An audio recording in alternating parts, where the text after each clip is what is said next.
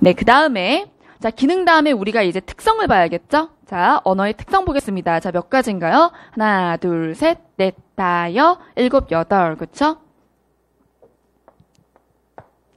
자, 8가지의 특성은 서로 연관관계가 있습니다. 자, 가장 시작은 기호성에서 시작을 해요. 이 기호성을 옆에다가 다른 말로 이원성이라고 또 쓸 수 있습니다. 이원성. 자, 이원성이라는 건 바로 뭐냐면 기호라는 것 자체가 모두 다 그렇지 않습니까? 실제로 이것의 내용하고요.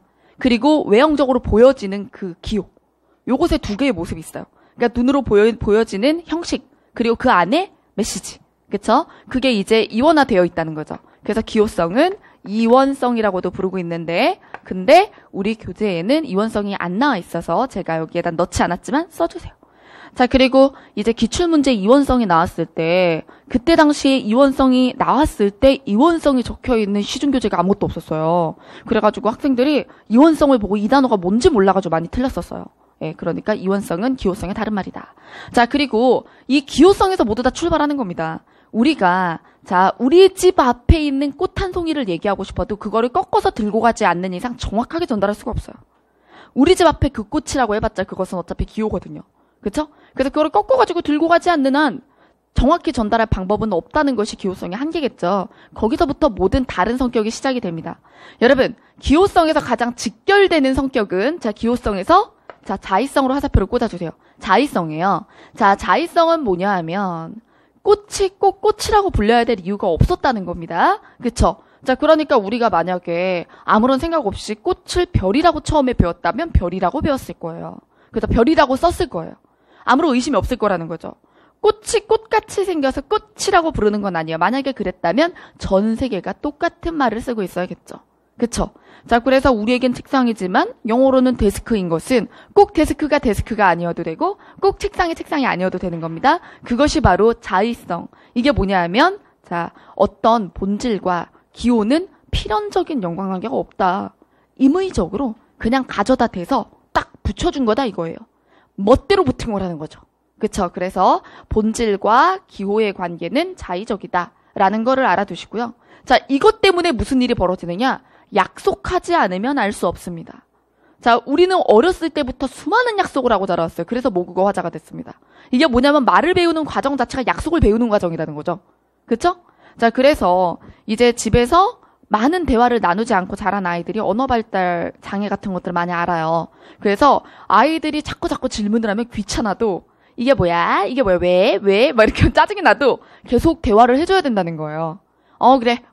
막 이렇게 하면 애가 이제 언어 발달이 원활치 않다는 거죠. 그쵸? 자, 유념해서. 자, 그래서 사회성이라는 건 바로 뭐냐면 약속성이라고도 부를 수 있을 거예요. 자, 그게 뭐냐면 이것이 이거라고. 이것에 대한 기호는 이거라고 배우는 겁니다. 그쵸? 그렇게 약속을 지키지 않으면 나 혼자 다른 나라 말을 쓰게 되겠죠. 자, 그 다음에 그래서 이것은 의사소통과 아주 중요한 관련이 있죠. 자, 그 다음. 자, 역사성을 볼까요? 자, 여러분. 사회성이라는 건 약속한다는 거는 나랑 동세대에 같은 순간을 살아가는 사람들과의 약속이에요. 그러니까 우리가 만약에 몇천 년 전의 사람을 만난다면 말이 통할까요? 안 통할 거예요. 그렇죠? 우리가 사실 한 지역에 살지 않는 사투리도 들으면서 갸우뚱거리는데, 그렇죠? 세대가 완전히 다른 존재들과 대화를 하면 당연히 더 그렇죠? 대화가 안 되겠죠. 자, 그래서 시간이 흐르면 약속하는 사람들의 그룹이 변하기 때문에 말이 변한다. 그것을 뭐라고 합니까? 역사성이라고 합니다. 자, 그래서 여기까지 직결되는 관련성이 있는 것들을 쭉 봤어요. 자, 기호성, 자의성, 자, 그 다음에 그것 때문에 약속해야 돼. 사회성. 하지만 약속한 사람들이 변하니까 말도 변해요. 역사성. 요렇게 됩니다. 자, 그 다음에 좀 따로 외워줘야 되는 거. 자, 체계성이라는 거는 이제 이런 거죠. 우리가 배우는 모든 문법과 규범. 이런 것들이 다 체계성이에요. 그렇죠? 자, 말은 굉장히 길고 많은 의미를 포함하기 때문에 그냥 단순히 어휘만 외워가지고는 구성을 할 수가 없어요. 그렇죠? 그래가지고 우리가 형태론이네, 통사론이네, 그 다음 소리를 벗어난 그 다음 맥락들이 생기게 되는 거죠. 자, 체계성은 그렇죠? 언어 속에 스며들어 있는 문법과 규범입니다. 그렇죠? 자, 그 다음에 분절성. 분절성은 불연속성이라고도 얘기를 하는데 이게 뭐냐 하면 자, 우리 세계는 아날로그예요. 모든 것이 연결돼 있죠. 공간, 그쵸? 어떤 소리, 이런 것들이 모두 다 연결이 되어 있는데, 자, 기호는 디지털입니다. 그쵸? 자, 그래서 결국에 뭐 예를 들면 세상은 연결돼 있는데 우리 얼굴도 이렇게 연결돼 있는데 여기는 딱 눈이라고 부르고 여기는 딱 이마라고 부르고 여기는 딱 머리라고 불러요. 하지만 이마와 머리가 딱 쪼개져 있느냐? 그건 아니에요. 어느 선, 뭐 첫 번째 머리카락 나는 그 모공을, 그쵸? 모근을 기점으로 할 거예요?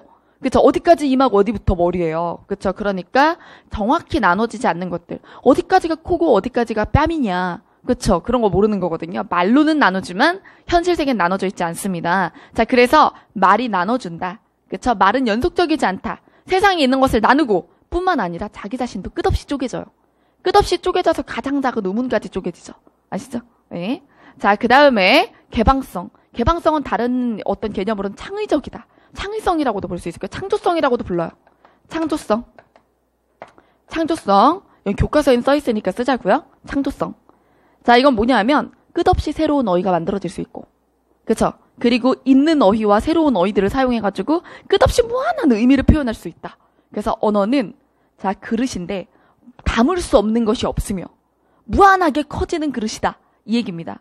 뭐 심지어 존재하지 않는 것도 담을 수가 있어요. 뭐 악마 우리 눈으로 본 적 없어요.